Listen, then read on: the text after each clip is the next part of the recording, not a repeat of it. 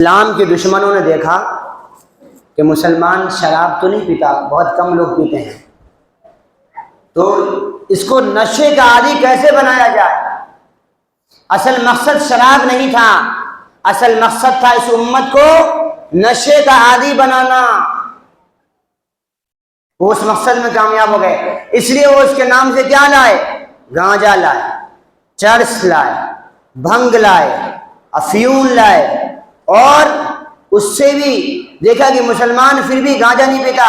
بہت سے اچھے شریف لوگ یہ چرس نہیں پیتے، شریف لوگ بھنگ نہیں پیتے، تو اور نیچے اچھے شریف لوگ اگلی صف کے نمازی کو کیسے نشہ کا عادی بنا جائے؟